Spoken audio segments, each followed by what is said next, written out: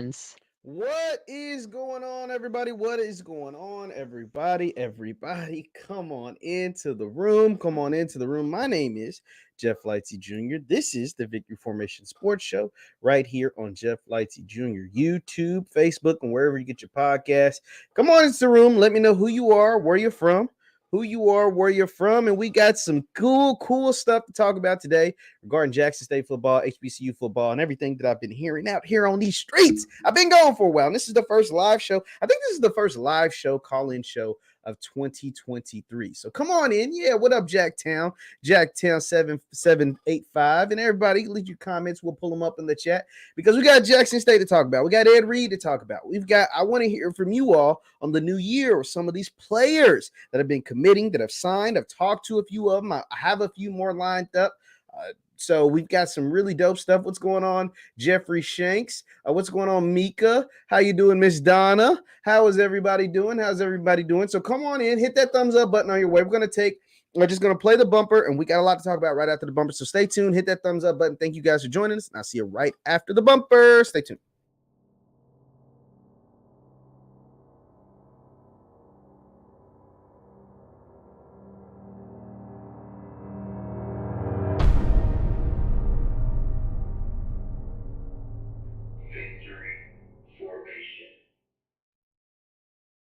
What up, everybody? What up, everybody? If you want to call in here, it's 727-731-8723, 727-731-8723. It used to pop up on my notification, so now I have to periodically check it. But what's going on? I see some of my mods in the building. How you doing, Miss Shanita? Miss Shanita, JSU Tigers. Corey, what's going on? Sleepy Eyes. I hate to say it like that. Uh-oh.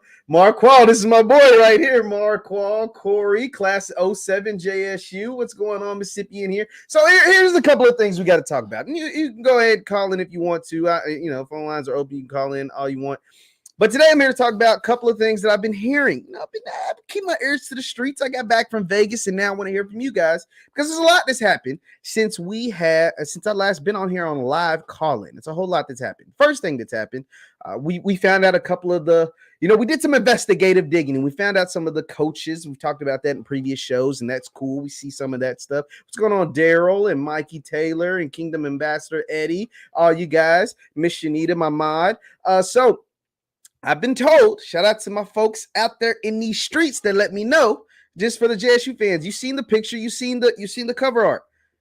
John Huggins, from what I've heard, John Huggins, who hit the transfer portal, is back in Jackson. He's going to play for Coach T.C. Taylor. He's going to try to guard the yard. He's going to help them in their quest to three-peat as SWAC champions and bring home the first ever SWAC championship. And if you know John Huggins, he was a transfer from Florida. He played, last few seasons, missed a couple of games last year for injuries.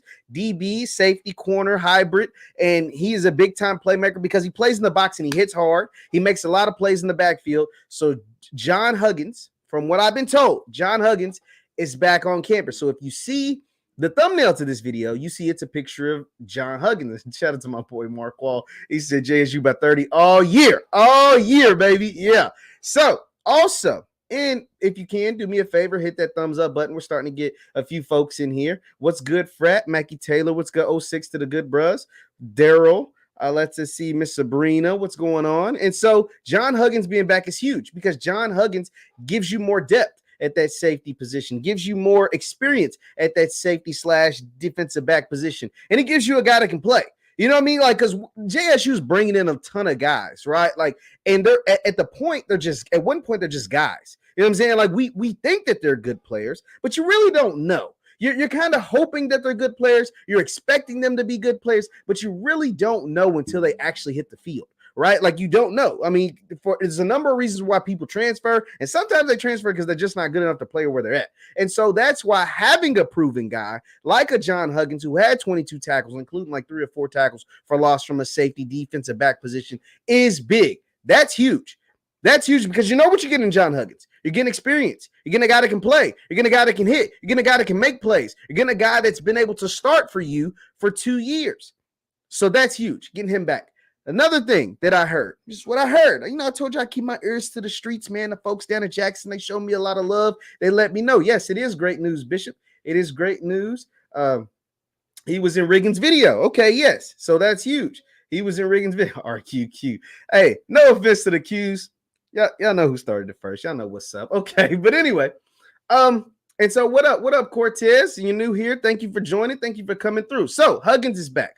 Another thing that I'm hearing. I told you I keep my ears to the streets. I keep my ears to the streets because I try to deliver messages to you all.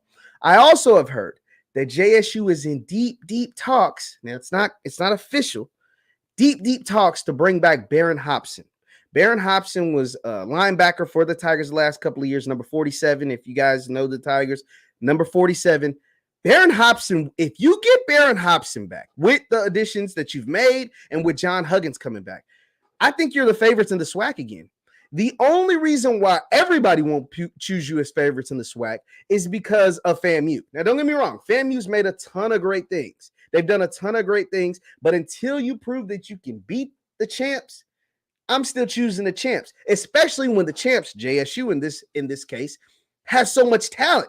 They just have a boatload of talent. Like, it's just so much talent that it's crazy, even with the unproven guys. Because some of these unproven guys, yes, they're unproven, but there's a whole lot of guys coming back. And with a guy like Baron Hobson, who, number 47, who was just all over the field last year, I really wanted to see Jeremiah Brown come back, but we saw Jeremiah Brown, migrated to Boulder. I really wanted Tavion Beasley to come back, but we see Tavion Beasley has migrated to Boulder. The obvious have already made it to Boulder. Travis Shador, those guys, Shiloh. You know what I mean? Like, we're not surprised by that. But the only reason why anybody would pick FAMU at this moment, now I'm not saying things can't change, but the only reason why anybody with a brain would choose FAMU over JSU right now is because Willie Simmons is a proven coach. Willie Simmons gets the job done. Willie Simmons is tough. Willie Simmons is nice. Willie Simmons knows what the freak he is doing. And they know their quarterback. They know who's going to be their gunslinger. Whereas JSU has 4 guys and potentially 5. I'm still hearing there may be a 5th one coming in. 4 guys that they have to choose between. That's John Brown, PJ Hatter, the freshman. He probably won't win, but he's a freshman. Phillip Short and Zion McDonald. 4 really talented players, 4 completely different styles. All 4 of these guys play totally different, but they don't know who it is. And whoever it is an unproven guy. Phillip Short's only played JUCO. Zai and John haven't played much at all during their college career. And PJ's a freshman. So you really don't know what you're going to get, even though his number 66 touchdowns in a senior year is just absurd. But that's the thing. And so someone asked, what about Patrick Willis? I think Patrick Willis is going to TCU.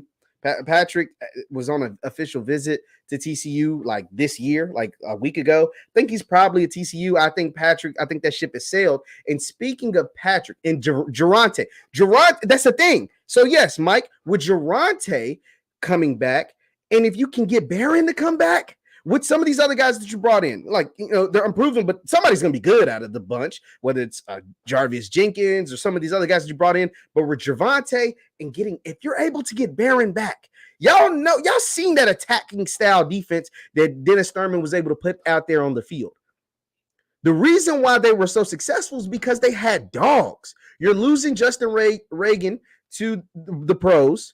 He's going to be in the HBCU Legacy Bowl. Shout out to Justin Reagan, along with Deshaun Warren and Tony Gray as of now. There may be more guys added, but as of now, Tony Gray, Nugget, and Justin Reagan are all playing. Reagan are all playing in the HBCU Legacy Bowl and will compete in the HBCU Combine, which will be, I think that'll do the most benefit for Nugget. I know I'm going everywhere with all this stuff, but I think, just really quick tangent. I think the HBCU Legacy Bowl will have the most benefit, will be the most beneficial, and have the most impact for Nugget. Why? Because I think Nugget is extremely talented. I think Nugget is so freaking good, man. I really do. I think, how can I say this? Because I watched the Coach Prime documentary on Amazon, and I don't like the picture that they painted of Nugget. I don't. I'd be honest. I mean, I know they say, hey, it struggle with we got our first caller. It looks like somebody's calling in. They say you struggle with mental health and things like that, but I think it was deeper than that. I think they could have did Nugget a disservice on that documentary. But that's just me. What's going on? You're on with Jeff. What's going on? You're on with Jeff. Hello? Yes. Yeah, can you hear me? Yes. Hey, what's up, Jeff? So I just have a theory. Yeah, what's going on? It involves Quay Davis. So I think what kind of I haven't got to that, but yeah, go for it. I think what kind of happened was, well, yeah, it's not about the issue that we all saw on IG, but Okay, yeah, talk so to me. I have a theory about why he entered the portal. So I think originally, Coach Brown was going to bring in like 11 players from Jackson State, but when Kevin Coleman fell through, I think it's possible that Coach Brown sort of reached out to Quay Davis to enter the portal to sort of supplement, to replace Kevin Coleman. But that's just my theory. Now, I mean, you might have something to that, man. We can't. Hey, appreciate you calling in. We hung up fast. Appreciate you calling in. And that Mark Wall's like, y'all forgetting about KJ. Yeah, I mean, no offense to KJ, but we got to see KJ on the field. You know what I mean? I'm just talking about the guys I've seen on the field so far. Now, let's talk about the Quay Davis thing real quick. Let's go ahead and get this out the way because since he brought it up. What's going on with Willie Gaines? I don't know. We got to talk to Willie about that. I haven't heard anything about Willie. Mark Wall, man. Mark Wall be having everything. He said Quay Davis is going to Texas State. Quay Davis is from Texas, from the Dallas area. But let's talk about Quay Davis real quick. And for those of you who don't know, Quay Davis he's been on the Jackson State roster since Coach Prime has been there, since that first fall. He was actually, before Travis and Kevin Coleman, if we just want to be technical, Quay Davis was actually the highest ranked recruit Coach Prime had brought to Jackson State. If you go by 247 Sports, he was higher ranked than Shador, than Aubrey, than everybody. He was the highest ranked recruit before Travis and Kevin Coleman. I think even when they came, he's still number 3. And so, but he never really saw the field. And they wanted to try him out at running back. They tried him at receiver, and just a crowded room. He never was able to get onto the field. And then, obviously Prime goes to Colorado. And Quay, originally, he had my boy Light on. Shout out to Jonathan. Jonathan made Quay a graphic talking about how he's staying at Jackson State. So the graphic originally said he was staying. And then, like a few days later, he entered the portal. And I was like, okay, whatever. And that's where that caller had that theory. He's like, yo, I think he hit the portal after he announced he was staying because Prime saw the writing on the wall with Kevin Coleman. Kevin Coleman ends up where I'm at in Louisville. And then that's when he feels like Prime kind of told Quay maybe he'll make him, give him a place or whatever. So, whatever. So Quay goes back to Jackson for, I don't know how long he was gone. And if you don't know this is the story. I don't know how long Quay Davis was gone from Jackson State, but he had to have been gone for a long time. And he goes back to Jackson, Mississippi, and someone broke into his apartment.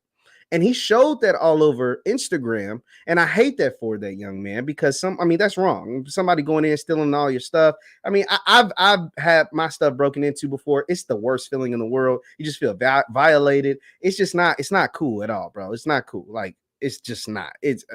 I was a kid when it happened to my house and it was traumatic, honestly. And so he shows they just ransacked his apartment. Just went through everything, just destroyed everything. And I hate that so much for him. And I hope they're able to find out who did that to him.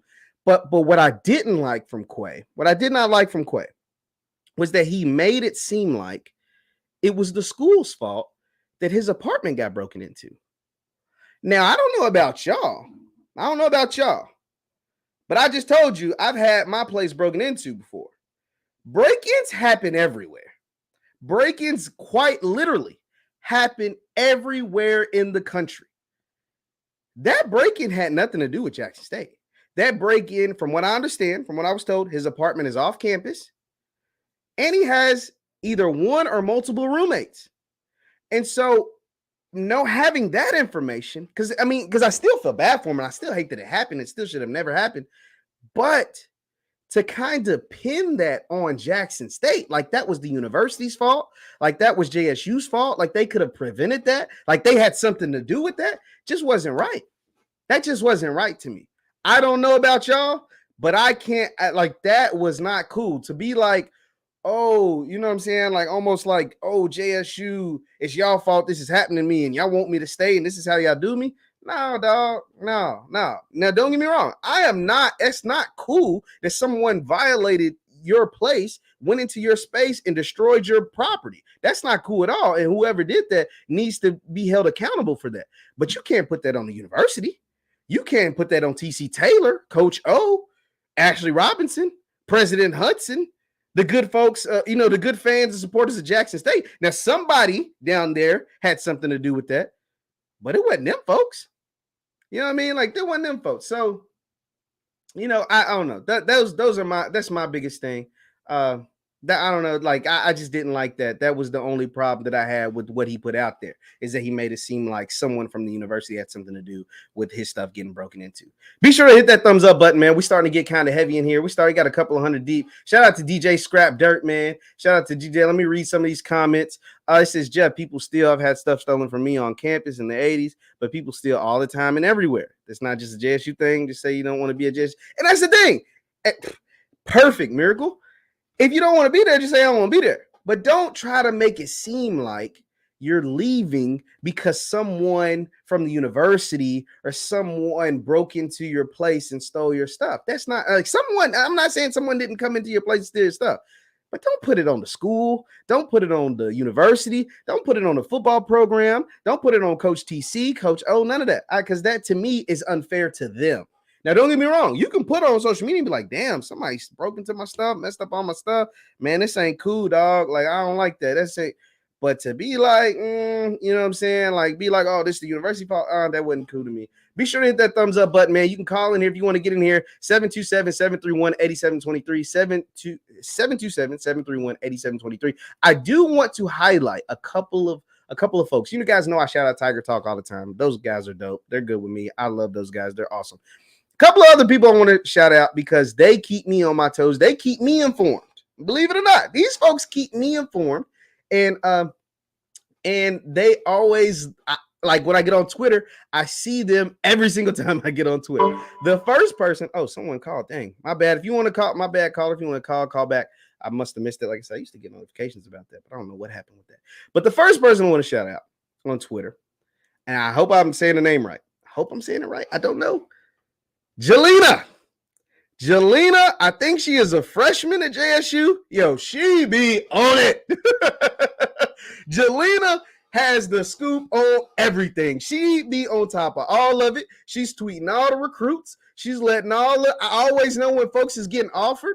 I always see the TC interviews, and we're gonna talk about this TC interview too. By the way, he did a couple of interviews with some of the TV stations down there in Jackson. Jelena be on it. She be retweeting it. She said, love you, coach, but get some sleep. Nah, ain't no time for sleep. Coach is working. He's rebuilding his roster. He's getting his roster right for spring. But Jelena be on top of it, and that's how I know any and every single time someone gets an offer. And let's talk about the offers, because this offer just went out in the last hour. And look, because I've already seen this, but have you guys noticed this? Let me know in the chat. Let me know if you in the chat if you've noticed this. Have y'all noticed the size on some? We know Jackson State is rebuilding their offensive line, right? Like we know that they've got to get some big boys up front, right? They lost 2/3 of their offensive line, so they got to get some big dudes. But have y'all noticed that the offensive linemen that Coach TC, Coach O, and the rest of the Jackson State staff are offering is massive? like they're massive. Like every single one of them are like 6'6" and taller, 330, 340, 350, like just big old boy. I mean, just big old boys. This is amazing. Yes, she is dope. She be on top of it. This is amazing because this lets you know he is going to continue. He wants to continue to build that big time, big boy offensive line, big boy, big time defensive line of players that can go play at a FBS program, at a Power 5 program, but that wants to be at Jackson State, that wants to be able to be dominant, that wants to be able to move people around. And see, that has been the problem for the SWAC against the MEAC in the Celebration Bowl. If we want to be honest, the MEAC is more physical than the SWAC. Why? I don't know. I have yet to figure that out. I don't know. I haven't been in it long enough. I'm still gathering my research. I'm still learning every single day. I still talk to people all the time to try to figure some of these things out. But in the Celebration Bowl, not necessarily this year's Celebration Bowl, but in the Celebration Bowl, there's been 7 of them, 6, 7 of them. MEAC's won all of them but one. Shout out to the Graham fam that won the one. But they've been able to push the SWAC around in Celebration Bowls years past. Once again, not necessarily this one this year. This year was fantastic. This one this year was just amazing. This one this year was probably the best one ever. And this one this year was the best national championship game in the country, period, barring any level. Let me know in the chat if you think I'm telling the truth. This year's Celebration Bowl, I mean, it was damn sure better than the college football playoff championship between TCU and Georgia. I mean, that was a snooze fest of all snooze fest. But this year's Celebration Bowl is way better than the FCS national championship between South Dakota State and North Dakota State. Another snooze fest. This year's Celebration Bowl, with the roughly 50,000 people that were in attendance there, and another two and a half million that watched it at home, was probably the best. Was the best Celebration Bowl period, and it was the best national championship game period in the country. Any level, it was the best. And so, to get back to the Celebration Bowl and not just get there, but actually win it, you have to continue to build that offensive line. The skill guys, I think JSU is good on skill guys. I think they have one of the best skill units in the entire country once again.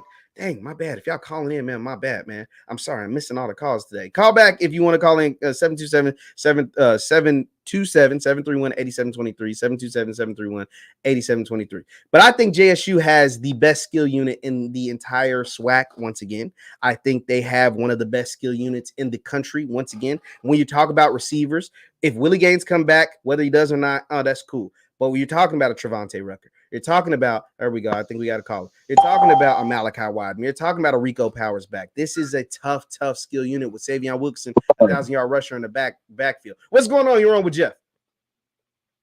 What's going on, Jeff? This is McCarver. I called in to you before, man. What's going on, boss man? What's on your mind? Hey, first, I want to say, man, I appreciate the interview you did with that you've been doing, and the one you just did with Josh Short. That was a great interview, man. Josh and his brother, they're some great young men now, and people gonna say who know me. I'm a little biased because those are my cousins, but they are great young men.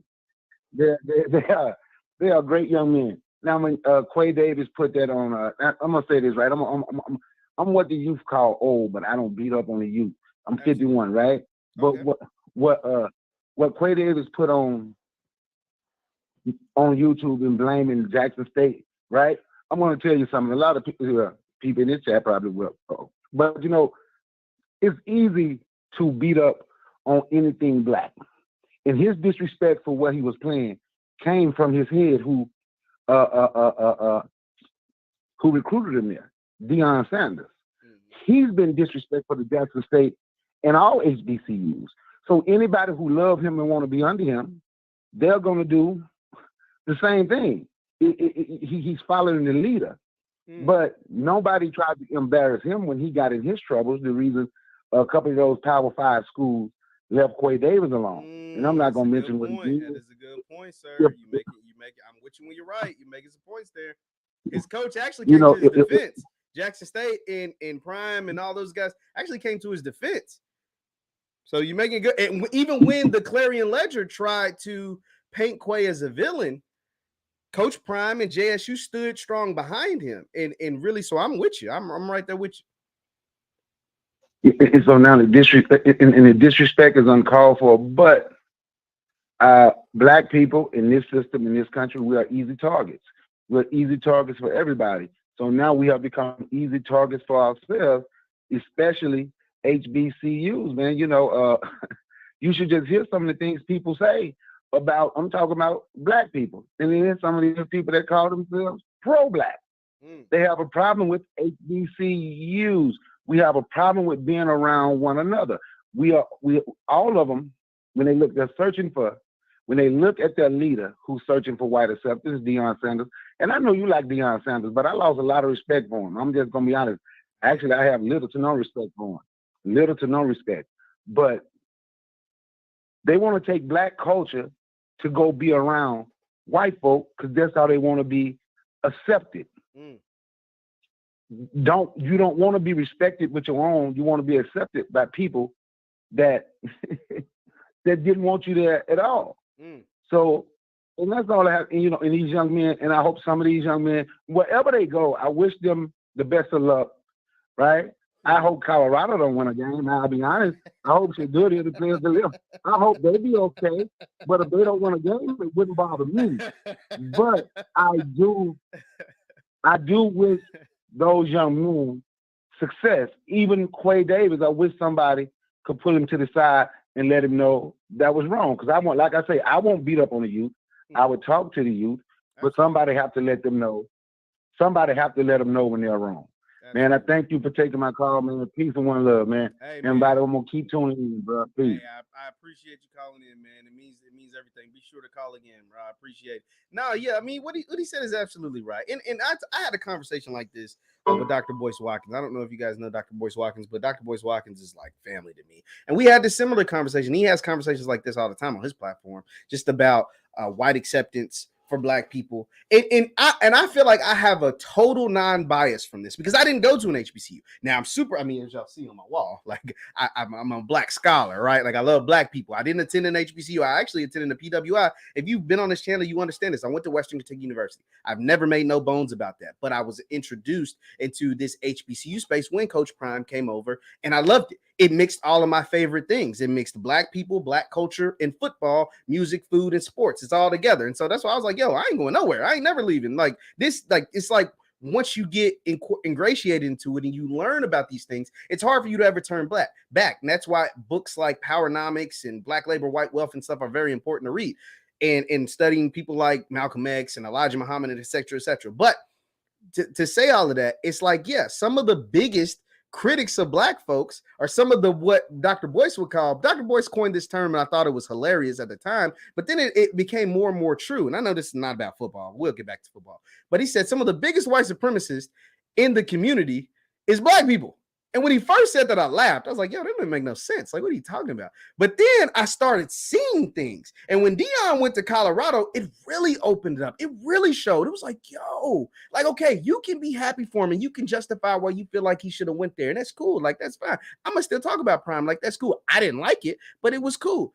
But at the same time, it was like, yo, you don't have to bash Jackson State to big up Prime for getting Colorado. Like, you don't have to bash HBCUs and the culture and the people that, like, these are still people too. You don't have to poo-poo on them and talk bad about them and act like they ain't nothing just to say congratulations to him to going to Colorado. That was my whole thing. That was my whole thing. That's always been my thing, and I'll never leave that alone. But if you want to get in here, you can call in. We can talk about football. 727-731-8723, 727-731-8723. We're talking about, if you came in late, yes, Dr. Claude Anderson. Shout out to Dr. Claude Anderson. But if you want to, if you came in here late, because we got a lot more people, we probably doubled since we first started. From what I've heard, I told you I keep my ears to the streets. Hit that thumbs up button too. We're in here kind of heavy. I keep my ears to the streets. From what I've heard, John Huggins, the defensive back, safety, corner, transfer from Florida, is back on campus. He was going to play for Coach TC. He's going to play for JSU this fall. It's a big addition that adds more depth to that secondary at JSU. It adds a player that's proven. It adds a player that can play. You know, some of the other guys, I believe they can play too, but this is a proven player. This is a player that you've seen in a JSU jersey, that number 6, in a JSU helmet, in JSU thigh pads, on JSU fields, making plays. So that's huge, getting John Huggins. Also, from what I've heard, JSU is hoping to get Baron Hobson back. They're hoping to get Baron Hobson, number 47, the linebacker, back on campus as well. He's still in the portal, from what I understand. He hasn't committed anywhere. He's still lingering out there in the portal. You know, maybe he ends up somewhere else. But as of now, JSU, Coach TC, Coach O, and the rest of those coaches who will be announced. Ooh, you thought you got me. There'll be some big time announcements come signing day. Let's call it signing day, because most announcements come. Because think about it. On signing day, well, Baron Hobson, let me finish that state real quick. Baron Hobson's still in the portal. They're hoping to get Baron Hobson back. And so anyway, moving forward, Jackson State has been offering a ton of offensive linemen, mainly the guys in the 6'6" to 6'8" range, mainly in the range of 310 to 330, 35 pounds, big old boys, like the biggest of big boys. And they are hoping to land a couple of them. There's a couple of more big-time commitments that are coming probably by signing day. You saw they received a commitment from a 6'4" wide receiver last night. I think it was last night. They got the 6'4" wide receiver. They also got the defensive tackle from LSU to commit. So those are 2 more bodies that are going to come in, contribute. That's why I said the skill positions at Jackson State, from running backs, wide receivers, those type of guys, I think they're solid. Defensive backs are solid. I think you can add some more depth at the linebacker position, and you can never have enough offense and defensive linemen. You can never have enough of those, because with offense and defensive linemen, someone always gets injured.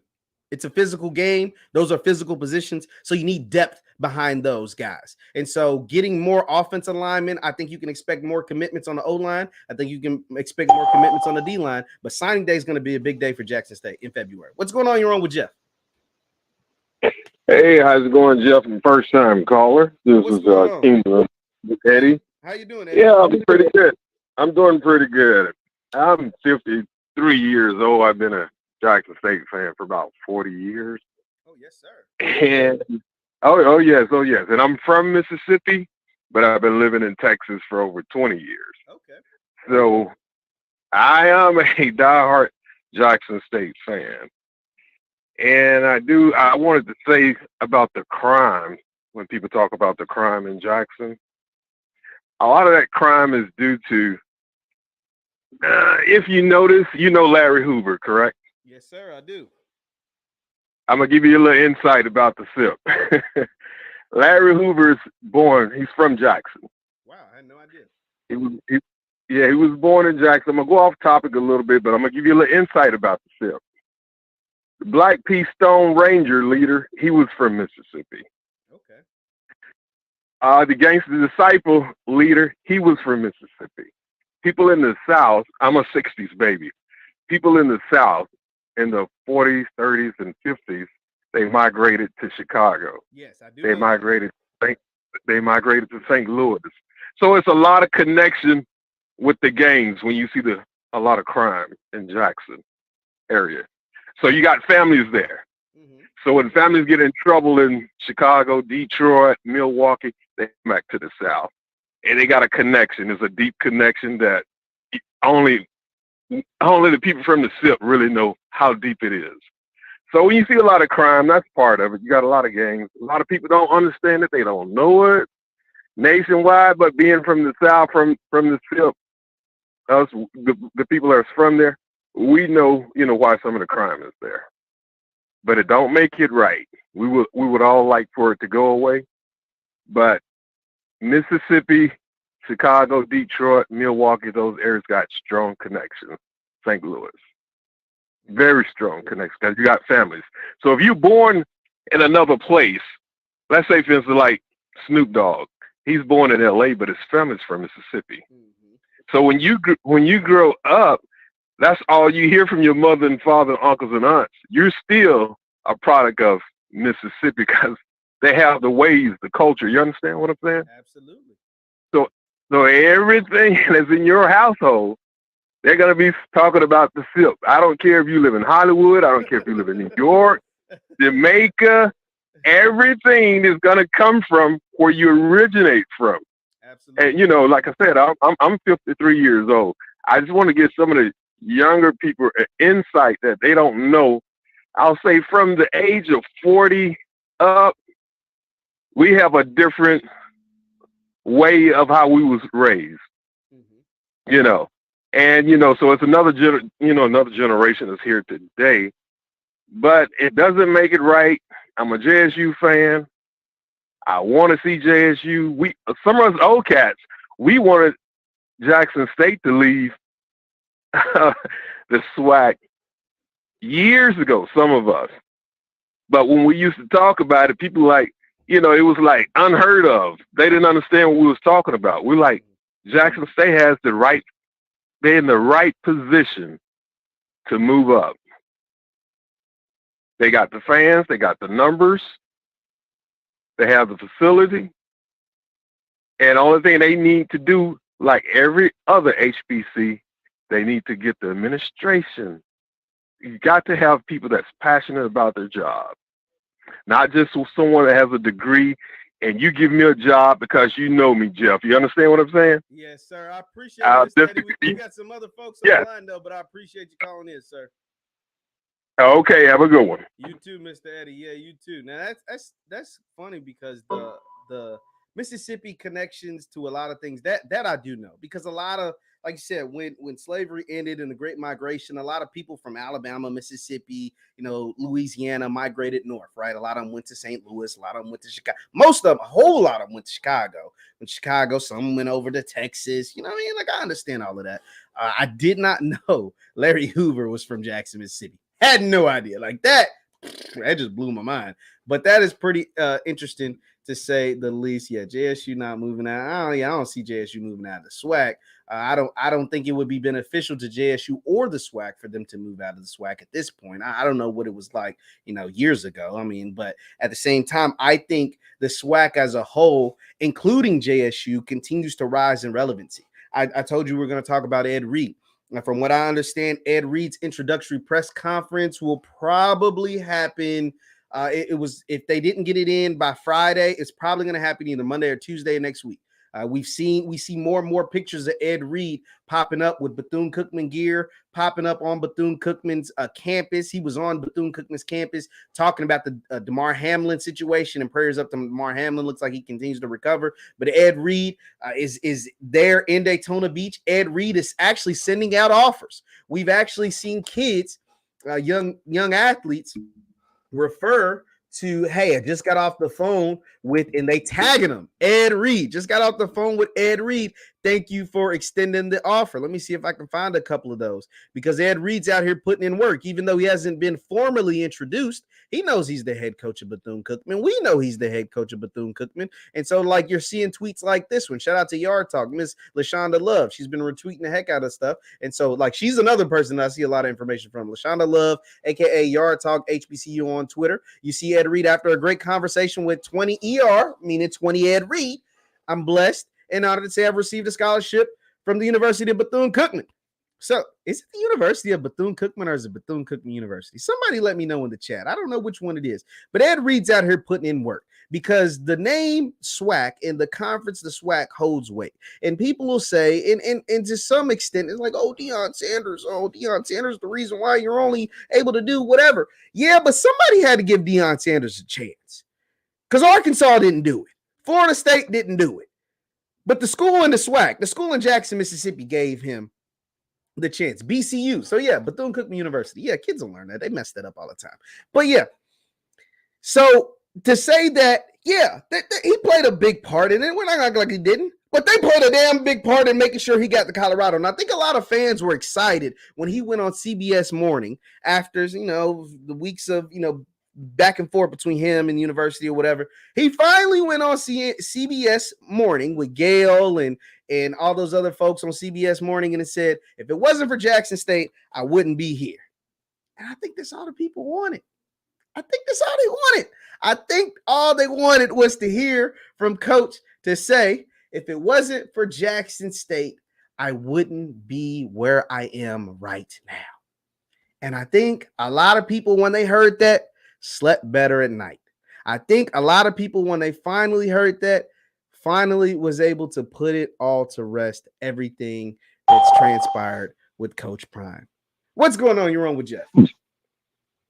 What's going on, man? I had to call right back. Let me say this, right? Yes, I'm sir. sorry. This is Bakari. Go for it, Bakari. What's on when your I hear people, what you just said about Deion and people talking about what Deion brought to the SWAC. See, you're a young man. You're much younger than me. Yes, sir. But I want everybody to understand. Steve McNair had more buzz at Alcorn. Go look and see how many games Alcorn State played on ESPN. And I'm saying that, and I ain't taking a shot at JSU because I'm a JSU fan. I'm from Mississippi, so I'm a JSU fan. I'm an Alcorn fan. I'm a Mississippi Valley State fan. I'm just an HBCU fan, period. But my two teams was Jackson State and Alcorn. But what I'm saying is, Deion bought the light. The light was there. Steve McNair finished third in the Heisman voting. Steve McNair was drafted in, I think he was the fourth person taken by the Houston Oilers. Mm-hmm. The point I'm making, you don't need Deion. What he did, he did. I won't knock and say he didn't do anything, right? Because he did. He did do something. It was a reciprocal relationship because he received from Jackson State just like Jackson State received from him.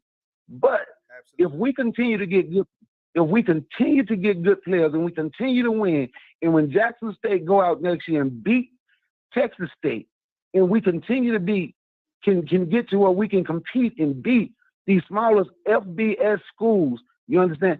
That's going to bring more attention. We just have to keep it. We just have to keep the movement going right now. This ain't the first time that it happened.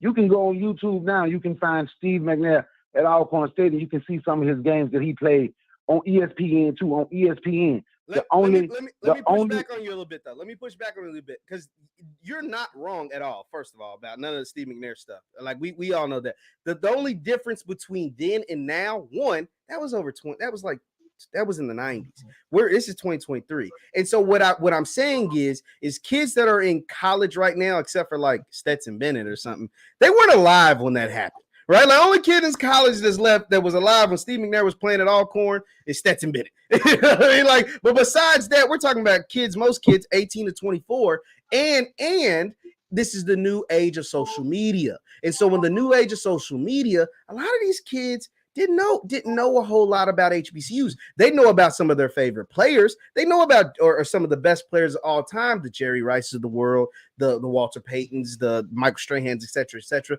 but they didn't know about the schools that they played for, or they didn't really know a whole lot about the conference they came from. And the reason why I can say that is because I talked to a whole lot of kids, right? Like, I interview a lot of these kids on my platform, these young men, let me say it like that, these young men on my platform. And when I asked them straight up, especially when Prime was there, and especially the ones that was committing to Jackson State, I said, yo, what did you know about HBCUs before Prime, before Jackson State started recruiting you? And a lot of them be like, I ain't know a whole lot. I didn't know a whole lot. I'm gonna be honest, I didn't know. But once I learned and once I committed and got tapped in with the fan bases and things, like, that's when I I got excited in that. And it was, honestly, I can say the same thing for myself. Like, when I learned, like, I knew about HBCUs, of course, but I didn't know a whole lot about. I knew Walter Payton went to Jackson State. That was it. That was literally it. I had never been to Mississippi before in my life. But then when I learned and I got ingratiated, and it's like a light switch went off. It was like, whoa, like, how have I never heard of this? How have I never been a part of this my entire life? But I didn't grow up in Mississippi or Alabama. You know what I mean? Like, I didn't grow up in Louisiana. And so it wasn't a part of my life. But now that Prime, and whether he's there or not, it's always going to be a part of my life, just moving forward. And so that's why where I can give him credit for that, because there's people that's going to leave with Prime, right? There's platforms that's even left with Prime, right? Like, whole platforms have shifted their gears, and there's nothing wrong with that, but they shifted their gears to go to Colorado or whatever. But at the same time, there's a ton of people like there's a ton of people like myself that'll never leave. That they came because Deion Sanders was there, but they'll never leave for the rest of their lives. Like never, ever. Like, I'll never not be a JSU fan moving forward. I'll never not be a fan of the SWAC moving forward. I'll never not be a fan of HBCU football moving forward. And that, to his credit, I can give Deion Sanders credit for that. And Jeff, I agree, right? Yeah. I agree. Some of these young people didn't know, so it's people my age to talk to them. That's why I bet you, if you was in my area, that's all I talk about. This is where you take your talent. But the point that I'm making, when you hear people say that, right? Because I've even heard people my age say, man, they've never had this type of buzz till Deion Sanders went to HBCU. No. Name another time an HBCU was invited to play in a bowl game. It was just against the NCAA rules. Absolutely. Alcorn State with Steve McNair was invited to play in the Liberty Bowl. Absolutely. I had Dr. Cavill come on here talking about that. Absolutely, I agree. The movement is back now, and it's people my age to talk to the younger ones, so the movement can continue, so we don't go back to being stagnant. You understand what I'm saying? Mm-hmm. That's what I'm talking about. Absolutely, man. That's it. I agree with you, boss man, but I appreciate it, man. Appreciate you calling in. Appreciate you calling in, man. Yeah, and that's the thing. That's why it's like, people be like, oh, like, because whether y'all believe me or not, I literally do read every single comment. And folks will be on my comments and be like, oh, you're so mad because Prime left. No, I can be disappointed at someone and still appreciate what they did. I can be disappointed or disagree with someone and still appreciate what they were able to do. You know what I mean? And appreciate what the accomplishments that they made. Just because I criticize them or don't like the way they moved in a certain kind of way, don't mean I hate them. You know what I mean? Like, just like if you a kid, right? Your mama, your daddy, they give you a spanking. That don't mean they hate you, right? They give you a little tapping on the butt and they end up giving you some ice cream the next day. You know what I mean? You end up getting pizza that night for dinner. They end up cooking some real, or if you in Mississippi, they making some real good food or take you down to Stamps or something to get a burger. I don't know. Like, it's not that they don't hate you. They might have been mad or temporarily mad in the moment, but that don't mean that they hate you or that they're angry about. They just didn't like what you did, but they move on. They get over it. What's going on? You're on with Jeff. Hey, Darnell, how you doing? What's going on, boss man? What's on your mind? Hey, statement didn't question. The first statement is to kind of piggyback on the last caller. Black flight is worse than white flight. And I'm gonna leave that where it's at. But let me ask you this: how you feel about a realignment? Because it'll be a crying shame for the next 2, 3, 4, 5 years that Jackson State and the Florida A&M game is going to dictate who goes to the SWAC championship. That wouldn't you think it'd be better to move either one on opposite sides? Because check this out: whoever comes out of the Jackson State and Florida A&M side, they're going to crush whoever on the opposite side. They are. So how do you feel about that? Well, appreciate you calling in. I'm gonna go ahead and take you off here, but because you got some static in the background. But let's talk about that. Okay, so one, I will say that this is the last year of the current format of the Orange Blossom Classic. And what I mean by that is Jackson State and FAMU will play at the Orange Blossom Classic at the beginning of the year, once again this year. But after this year, they won't be playing, if I'm not mistaken. Somebody correct me if I'm wrong. But from what I understand, Jackson State and FAMU will probably be playing, after this year, after the 2023 season, they won't be playing in September. Now whether they're going to realign the conferences, that's not going to happen. I'm going to just be honest.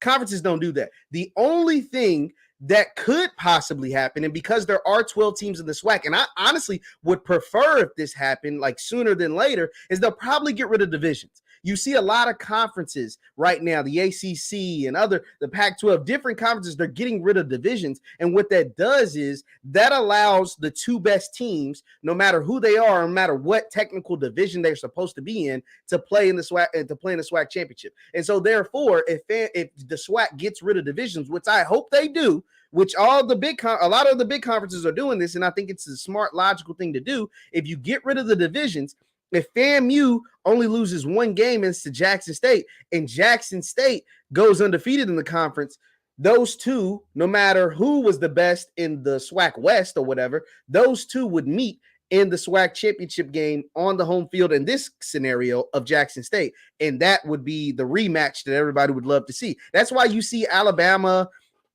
and different teams. Well, the SEC still has divisions, but the ACC, for example, is getting rid of their divisions. And I think part of that is because some of their better teams, which the conference is not really that good, but some of their better teams are on the same side. And so I hope that the SWAC can eventually get rid of divisions. Right. That way the two best teams can play in the SWAC championship. What's going on with you, Raymond? What's on your mind? Hey, man, look, I am a long Jackson State fan. Yes, sir.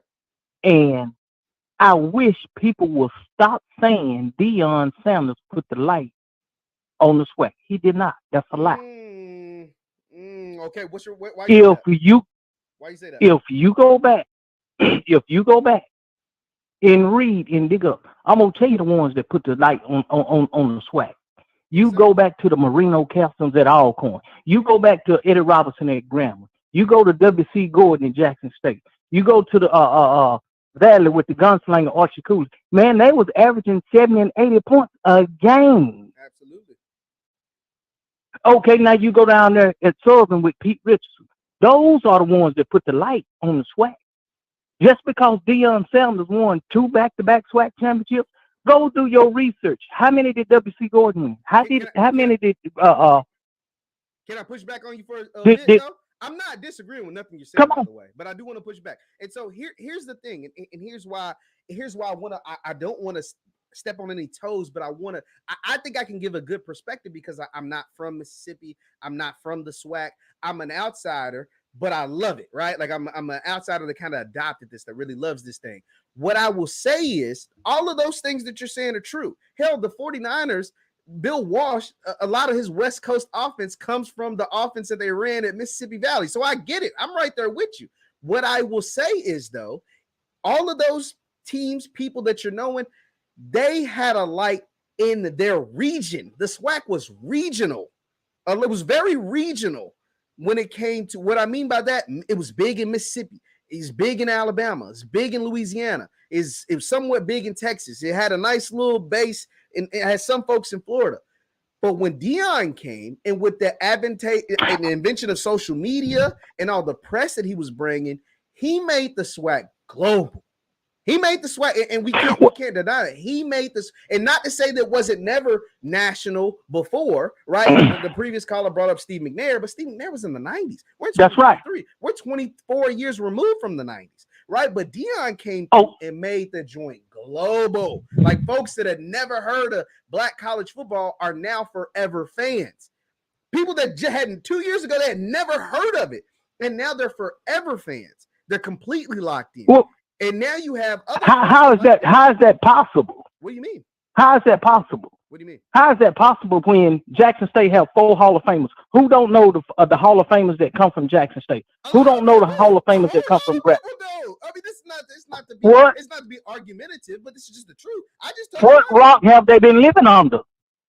It's not that what rock have they been living on? It's not that they have been living under a rock. It's just the truth. It's just I'm a young man from Louisville, Kentucky. I didn't know Jackie Slater went to Jackson State. I didn't know Robert Brazile went to. I knew Walter Payton did, and I knew Jerry Rice went to Mississippi Valley. But I didn't know Jackson State had more Hall of Famers than any other school in Mississippi. I didn't know South Carolina State had more Hall of Famers than Clemson before I got into this thing. Like, wow! I'm not gonna lie to you. That's just the truth. That is just the truth. And then, I mean, people want to say they're just not hearing about Jackson State. I was in the military, and I was stationed in Virginia. When Jay Walker was playing up there at Howard, when they played, when Alcorn went up and played them, I mean, wow.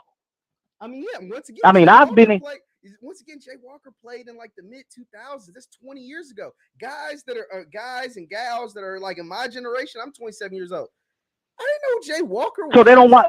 I'm just being honest. I know who Jay Walker was before I started. Wow. Before I started, keeping it a bean with you. Like, man, that's mind blowing. I mean, all I can be is completely transparent. We have 2 HBCUs in my state of Kentucky. We have Kentucky State University. Right, Kentucky State. Which no one pays attention. I mean, just no offense to Kentucky State. Nobody pays attention to Kentucky State except for Kentucky State alums. And now we have Simmons College of Kentucky. But they were a Bible college for the first 50 years of existence. They just became an HBCU in the last 2 or 3 years. And so therefore, in a state like this, a lot of people just didn't know. You know what I mean? I'm just being honest. Like I'm not. Oh my goodness. I'm blown away, man. I'm blown away. Truth, man. That's just the truth. And that. But the thing is, that's why I will say Deion was important, right? Like you feel however you feel about his exit, but his importance was he converted a lot to black college football fans that had never heard of black college football, period.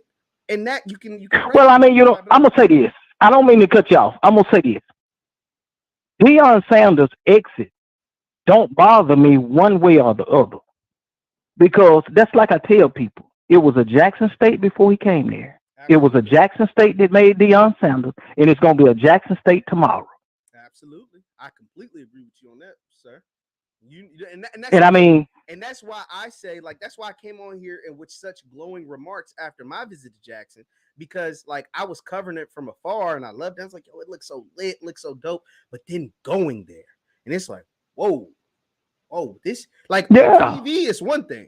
You know what I mean? Reading the posts, looking at people's lives, watching people's videos, like, oh, that's one thing. To actually go to the vet, and they told me it was only like. Have you actually? I was like, whoa, this is 70%. Like this is what 70% looks like. Like this is crazy.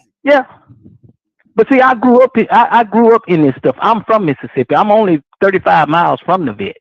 Mm-hmm. So when I was a little kid, when Alcorn and Slick Barney and them came to Jackson to play Willie Satellite Titan and Jerry World Rock, I was there. I was at that game. I got that for my birthday present. So, I mean, I've been around the greats. And yes, I know Steve McNair personally. That's awesome. His family is only 9 miles from where I live. His son, his second oldest son, is my stepson. So I've been around all the greats. I know what it is to be at a Jackson State when you had Houston Hoover up there, when you had Darren Connors up there, when you had Louis Tillman up there. So I don't disagree with you about the change, or should I say, the reoccurrence that Dion brought back Jackson State football to their glory days. I don't disagree with you on that. But Deion Sanders is not bigger than Jackson State. Man, I'll give you that. And he never will be. I appreciate you calling, sir. Thank you so much, sir. But I appreciate it. Be sure to call again. All right, man. All right, appreciate it. No, I mean, yeah, we know Jackson State. I mean, he's gonna be good, man. Coach TC, you see how he's recruiting? You see these dudes that he's bringing in, and I got a couple of these dudes coming on my show. A bunch of them been over to Tiger Talk. Be sure to go check them out. The interviews, I think they have 7. McGee, Jason Brown. They got it. They had everybody on there. I don't know. Tiger Talk. I got a few dudes coming on. We had Josh Short today. Josh Short was awesome. I think we got Jason Brown, the quarterback. Go a little longer, in-depth interview with him, talking about his journey. Jason Brown, the quarterback, he's coming to Jackson State. He's actually there. He just made the trip. He got to Jackson. He's getting settled. We'll have him on the show tomorrow. He's 6'3", 230, and I chatted with him a little bit today, and he was telling me how his favorite routes to throw are deep balls. He likes to throw the post is his favorite route, and he can throw it 70 to 75 yards off a 3-step drop. I just want to put that out there. He says 70 to 75 yards off a 3-step drop, and he plans on launching that thing to all them boys on the outside. Trevante, if Willie comes back, Rico, Malachi. And who is the player? Actually, since we got a couple hundred people here in the chat, first of all, do me a favor, hit that thumbs up button. Thank you all for tuning in. Call in if you want to. There's the number on the screen. And also, tell me, who do you think? Because I was talking to somebody in one of the comments. Who do you believe is the best wide receiver on Jackson State roster right now? Who do you believe is the best wide receiver on Jackson State roster right now? You guys, if you're a fan of this show, you know who my favorite receiver is on the show. My favorite receiver on the show, on the team, my favorite receiver is none other than Malachi Wideman. I think Malachi Wideman is a pro. I think Malachi Wideman has not just NFL talent. I think he has first half of the draft talent. I think Wideman, and a lot of y'all, shout out to Doc Holliday too, man. Doc has a great show. Be sure to check out HBCU Overdrive with Doc, by the way. But unproven QBs, and we'll talk about this. We'll talk about the unproven QBs thing, because this is interesting. And Trevante, I love Trevante's game. Trevante has a crazy good game. I think so. Yeah, I'm seeing a lot of Malachi's. I see a lot of Malachi. Yeah, so y'all on the same wavelength as me. Y'all on the same thing as me. The Malachi is just insanely talented, and I couldn't, the grades thing. I understand. You gotta get your grades together, whatnot. Like I'm not here to rucker, and I like Trevante's game. And the fact that Trevante and Malachi just didn't play at all last year just totally blew my mind. I just couldn't. Malachi had 12 touchdowns the year before. Now, granted, they said he had some grade issues, some academic issues, and I get that. But Trevante not playing last year, I think we're gonna see a change in that. I think with TC being their wide receiver coach and TC now being the head coach, I think we're gonna see a lot more Malachi and a whole lot more Trevante. Because when Trevante Rucker got in, who was that? Was that against who was that game with Trevante? And I wish I could play it. Where Trevante made one of the best catches all year. He was barely playing. He was a backup. They wasn't showing him no love. He wasn't getting no burn, no clock, no nothing. And he goes in there and gets a bad ball from, I think, JP, and just makes probably the best catch all year. And I'm like, yo, how does that guy not get any playing time? Like, how is that guy not playing? This dude is extremely talented. And to add DJ, he's a tight end. DJ can ball. Rico can play. And I can't knock that. I don't think Rico's better than Malachi. Rico can ball. Southern game. Shout out to Doc. Thank you. It was the Southern game. Yes, it was a Southern game. It was a Southern game, and Trevante probably made the best catch all year. And I'm like, yo, how's that dude not getting on the field, man? So I can't wait to see him out there. I cannot wait to see Seven McGee and however they use him. Seven McGee is going to be the ultimate X factor, the ultimate weapon. I don't know if there is a secondary in the SWAC that can cover JSU as far as the talent on the outside and the running backs. Between Irv Mulligan and Savion, 1,000-yard rusher, you got and Seven McGee. Then you got Trevante, potentially bringing back Willie, Rico, and Malachi. I don't know if there's a secondary in the SWAC that can cover these guys. Now, the two biggest question marks, and they're question marks, is that offensive line. How do you rebuild that offensive line? And who is the quarterback that emerges? Who is going to be QB1? Is it going to be Jason Brown? Is it going to be Phillip Short, the Mississippi guy? Is it going to be Zy McDonald, another SIP kid? Is it going to be, is it going to be a freshman that comes in and PJ Hatter, who had 66 touchdowns during his senior year? All of those are legit valid questions. But if you get those guys, and here's the thing, with all those weapons at JSU, you don't have to come in and become you don't have to be Steve McNair. You don't have to be Steve McNair with these players. You just have to be a guy that comes in, runs the offense like it's supposed to be ran, make a few throws here and there, and don't turn the ball over. Now, granted, you got to get that O-line situated. Now, someone asked, what's going on with social media? Now, this is interesting. So during the Coach Prime era, you used to so much content during social media. Well, I think I can answer this a little bit. Now, I don't work for Jackson State. I haven't talked to anybody from Jackson State. I haven't talked to Coach TC. I don't know. I don't have no exact idea what's going on. But here's what I think. What I think is, one, it's the offseason. There's no highlights to show. There's nothing going on right now. All they're doing is going to workouts. Like, they're going and doing mat drills, and they don't even got no pads on. They're just going weightlifting and running. That's literally all they're doing right now. Weightlifting, running, and learning their new playbook, both offense and defense, because they got new coordinators. They got a new offense coordinator and a new defense coordinator. So they're learning their playbook. So you're not going to see a whole lot of social media output. I think once the spring, I think once the spring gets rolling, you'll see more and more output on the social media front. But until then, I don't think you're going to see a whole lot. I think you'll see a whole lot of action come signing day. If they're smart, they do some sort of signing day they'll do some sort of signing day press conference, and hopefully they do some social media stuff with that. They'll obviously put out all the guys that have signed. They'll make little cool graphics like they did during the early signing day, during the signing day in February. And then come spring ball, you'll see more and more guys.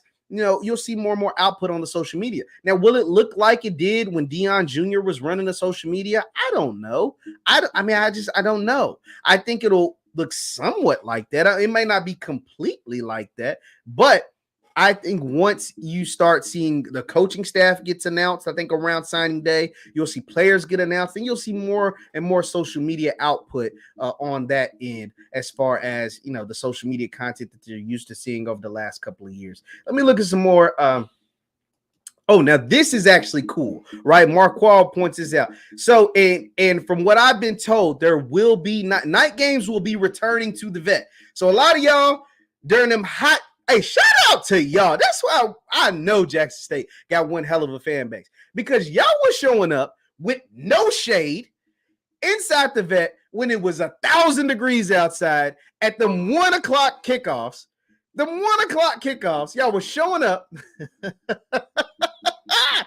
it was 1,000 degrees outside. Folks was passing out. Folks was out, and y'all still showed up to every damn game. That is what I call a fan base. That is what I call dedication. That is what I call, because let's be real. Let's be real. Yes, I get it. The NFL does kick off at 1 o'clock. A lot of the games in the NFL, they kick off 1 and 4:25 Eastern. And just this is how it works. But the difference between the NFL in a lot of NFL stadiums in Jackson State is a lot of NFL teams playing domes. The Falcons playing a dome. The Colts playing a dome. The Jets, not the Jets. A bunch of teams, like half the league plays in domes. And if they don't play in domes now, they'll be playing in domes soon. And so a lot of them, the Texans, like places where it's real hot, like Atlanta and Houston and Dallas, was real hot during the summer and during September, and those August, Septembers where it's like still scorching. They play in freaking domes. The Chargers, the Raiders, like all these places, Vegas, LA, Houston, Dallas, Atlanta, they all play in freaking domes. So it's one thing to play, at 1 o'clock in Jackson, Mississippi, if you have a freaking dome. But a lot of us in this chat and a lot of us talking right now, we've been to the vet. And last I checked, The vet ain't no damn dome. The vet is not a dome. And so playing at the peak, the very freaking peak. Now the players on the field got water, they got cold towels, they got fans blowing mist, they got all kinds of stuff. But the fans in the stands don't. The fans in the stands don't. And so getting that night game experience, which you haven't had over the last couple of years, getting that chance to have a 7 o'clock kickoff or an 8 o'clock kickoff against Alcorn, or a 7 o'clock kickoff or an 8 o'clock kickoff against a Grambling, or a 7 o'clock, man, that's going to be lit. That's going to be lit, man. I cannot wait. Cannot wait to be there, and I will be there. We ain't got to. Let's get 200 likes. Shout out to Good Frat, Mr. Carey. Shout out to the Good Frat, 06 to the Good Bros. Check out Trey. Yes, so shout out to Wiggins. Wiggins is making great. And if you haven't, go subscribe to Trayvon Wiggins' YouTube channel. He's putting out great, like kind of like insider. He said he's the new pregame show. The pregame show is relocated to Boulder, Colorado. So he said he's the new pregame show, and he's giving us a lot of insight, a lot of stuff, a lot of good things on the inside, learning all that stuff. So yeah, man, I can't wait. Let me read some of the comments. They they all own their staff. Shout out to Adrian, man. I don't know. I laugh at Adrian. He cracks me up all the time, man. He said they own their stadiums. Jackson State don't. And Jackson State probably gonna get a new stadium if it ends up happening. Oh, let me read something. Oh, Miss Yard talk. She be on them TV contracts. What you got to say? I'm interested. ESPN must not be showing the games as much. That's a good point, Miss LaShonda. So here's the thing. I did a video about this at the beginning of the 2022 season. You guys remember, HBCU Go broadcasted at least one SWAC game every single week. And on their original schedule, they had 2 Jackson State games. They had the Campbell game and they had the Bethune-Cookman game, if I'm not mistaken. They definitely had the Campbell game. They definitely had that one.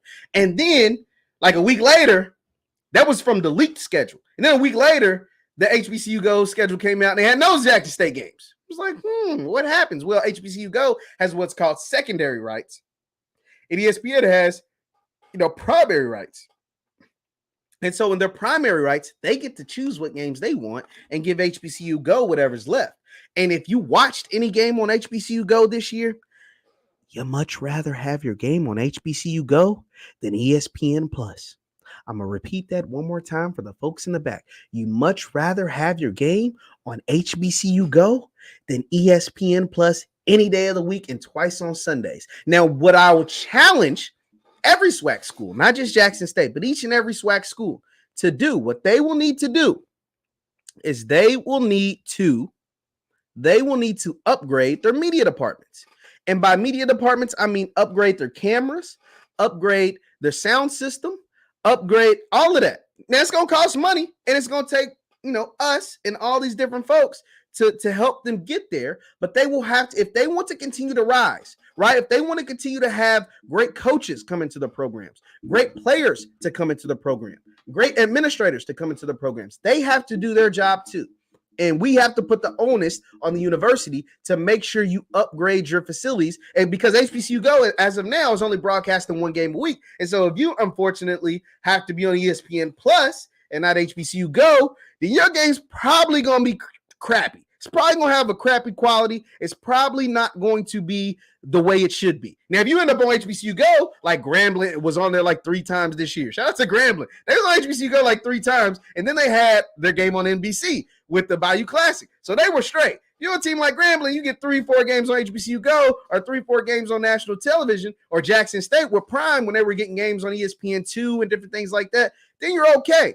But for the rest of the conference, the Texas Southerns, the Southern, the FAMU, everybody else who deserve Prairie View, who deserves shine and love, UAPB, Bethune-Cookman, you're going to need to upgrade those facilities. That way, when you do have to get bumped over to to ESPN Plus or whatever, you have a good quality. The people at home is coming back. And so for someone who asked, you're asking, yes, John Huggins is back in the fold. He's back at JSU. He's going there from what I've been told. If you came in late, first of all, do me a favor, hit that like button, hit that share button, subscribe to the channel. I love all of you guys. You guys make this stuff worth doing. But yes, John Huggins is back at JSU. And from what I've been told, Barron Hobson is the next guy that they're working on. They're doing a really good job working on Barron to try to get Barron back into the fold. Barron has been a key contributor to the JSU defense along with Huggins over the last few years. Barron is a dog. I think if you get Barron Hobson back, I think that catapults you back to number one in the SWAC. Now you have to figure out the rest of the offensive line. You have to figure out QB1, who that's going to be. But if you get a guy like Barron Hobson back into the fold, that helps your team tremendously. If you getting a guy like John Huggins back into the fold, that helps your team tremendously. All of those things are going to help JSU moving into this 2023 season where they hope to three-peat for a SWAC championship. Now, don't get it twisted, though. Don't get it twisted. The other SWAC teams ain't just sitting on their hands. They ain't just rooting for go TC, guard the yard. Man, hell no. FAMU is out there collecting players like the Infinity Stones. Gremlin's out there showing off their Louis bags and Benzes. You feel me? They doing any and everything they can to catch up because for 2 years they've been dominated by JSU. For 2 years they've seen the team on 1400 Lynch Street go out there and beat them each and every single game and represent the conference in the Celebration Bowl. For 2 years, they've watched JSU take home the SWAC championship. For 2 years, they felt like they were probably playing on an uneven playing field because of Deion Sanders and the way he was able to recruit and get resources and different things like that. For 2 years. And now they feel like they have the chance to take the title. They feel like it's their time to come up and be the top dog in the SWAC.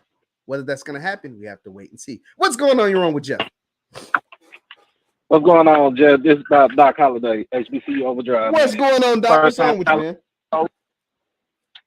I'm good, bro. I'm good. And I'm going to get ready to do my show at 8 o'clock with John Crossman. People can check that out.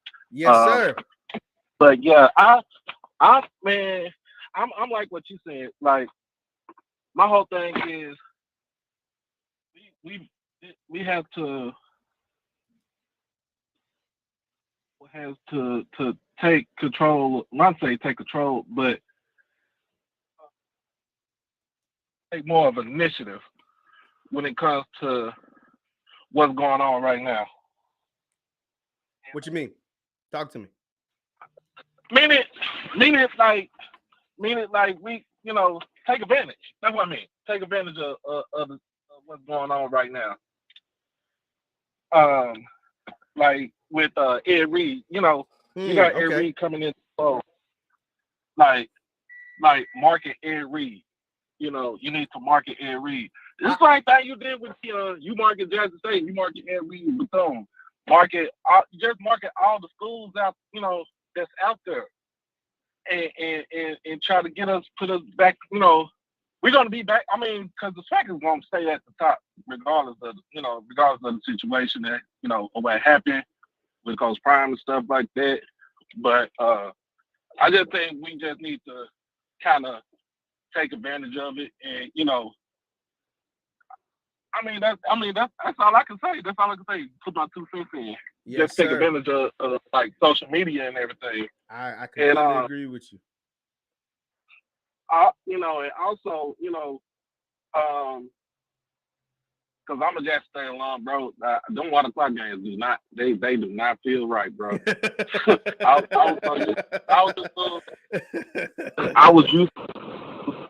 We used to go to the game at like 6 o'clock in the evening. We weren't used to being on in the dead of the heat at 1 o'clock in the Mississippi fall and summer like that. We weren't used to doing all that stuff. Mm-hmm. So I'm glad that they are bringing that back, the night games. And I'm glad that we got TC Taylor, phenomenal coach, phenomenal person, you know what I'm saying? Very humble. I see good things coming out of Jackson State though. But man, I'll let you have your show, bro. Just come give you a shout out. Hey, I appreciate it as always, Doc, man. Appreciate it. Be sure to check out HBCU Overdrive with Doc Holliday, man, over there. Be sure to subscribe to that channel. But I just want to get out. I'm gonna get out of here really quick. The thing about Ed Reed, what I will say though, I think Bethune. Well, let me take that back. I know Bethune has learned. They took the people because I know a few folks at Bethune now, just from doing this stuff. Bethune has and I think I can say this. Bethune has literally combed through everything that Jackson State did with Deion Sanders, both the good and the bad. There's some things they loved they did with Deion Sanders, and there's some things that they absolutely hated that they did with Deion Sanders. And they're hoping to build upon that, right? And if the SWAC, I think I've heard Scotty say this too before, if the SWAC, Commissioner McClellan, and all the good folks over there, if they want to continue to uplift this thing, like Doc said, they got to promote the hell out of Ed. Now, Ed hasn't been formally introduced yet.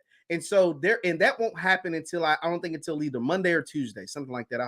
I'll be on here and let you guys know. But once Ed Reed is officially introduced, like, I get it. You want to treat all your coaches the same, and you know what I mean? You want to make them feel like they're all, but they all aren't the same. Deion Sanders ain't the same as all your other coaches. Ed Reed ain't the same as all your other coaches. You got to put some of these folks on play. You got to take advantage of having them folks in your conference. What's going on with you, boss man? You're on with Jeff. Hey Jeff, how you doing? This is my name is Elihu Smith. What's going on, I'm from Virginia Union University. Yes, sir. I'm a former player at Virginia Union University in Richmond, Virginia, HBCU. Yes, sir. Home of Ben Wallace, Charles Oakley, Hall of Famer Herb Scott. Yes, sir. Now I've been listening to you talk to a lot of like the Jackson State guys and the HBCU people who trying to say that Deion Sanders did not put the light on HBCUs. Yes, he did. I am 38 years old. I played college football in an HBCU. And I didn't want to go to my HBCU. I wanted to go to, Florida State. But I'm glad that I got the HBCU experience. The HBCU experience was one of no other. It was great. I became a teacher after I graduated from my HBCU, and then I also joined the military. I'm currently in the military right now. Okay. But I've been following you because I followed Jackson State. I went to homecoming. My little small Division II CIAA HBCU that I went to didn't compare to what I went to homecoming Jackson State homecoming. It was a great experience. It was great. But I wouldn't even ever homecoming. I know what it was like. Yes, it was great. But my point of saying that is the older generation, 40 and up or 50, they're not going to understand the light that Deion Sanders brung on Jackson State. Like you said, global. He was getting players from overseas in Europe. Yes, Steve McNair and all them, but we didn't have the social media to the extent that it is now. Like, global. Like, I know people calling me, they want to go to HBCUs because they seen Deion Sanders. He's gone, okay. I love what TC's doing, keeping the momentum. And I feel like all HBCUs need to do the little blogs and go live and all that. They need to do that because you need to bring light. When I played at Virginia Union, like I said, I'm the 4th all-time leading rusher there. We only had 2 ESPN games in my 4 years there. My senior year in 2007, we started out 6-0, and then we finally got an ESPN game. I'm only saying this to say we didn't get no love. We didn't get no TV shine. And then when it was time for me to go out into the 2007 draft, when I went to go interview with teams, I actually went to a HBCU All-Star game out in California. I got invited. I was one of the only Division II HBCU players that got invited to that All-Star game. Mm-hmm. And when I got to that All-Star game in California, a lot of people never even heard of my school, Virginia Union. And we have an NBA Hall of Famer. Ben Wallace is the first player to be undrafted to be in the Hall of Fame. And people don't know that he comes from Virginia Union. And he's a 3-time Defensive Player of the Year, and people didn't know that. So what I'm saying is, as far as HBCUs, period, in the 70s, before these white schools start letting black players play in these big schools, a lot of players was coming from CIAA, SIAC, MEAC, and the SWAC. They was coming and getting, and we got a lot of Hall of Famers, yes. Mm-hmm. But as far as this new generation, with all they see is Florida State, Miami, Rutgers, all they see is them on TV, Deion Sanders brought a big light.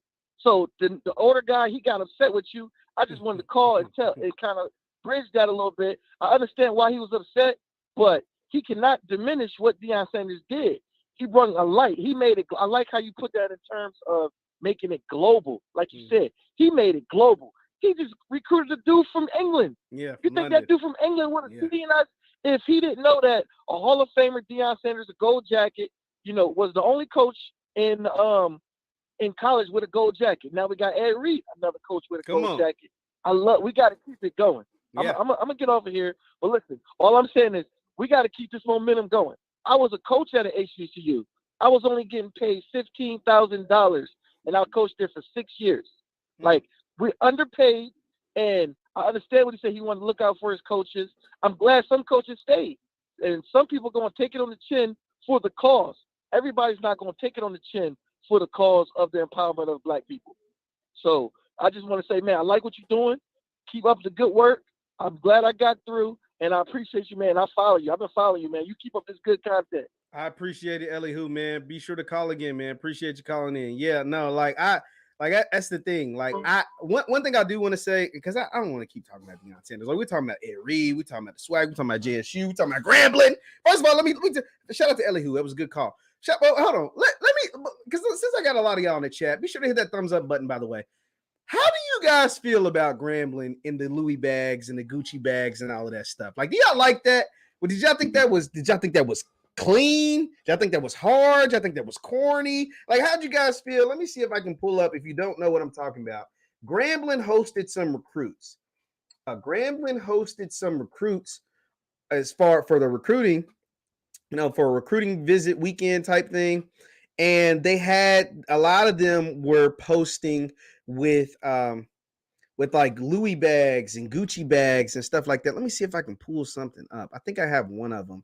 One young man's name was Javen Singletary.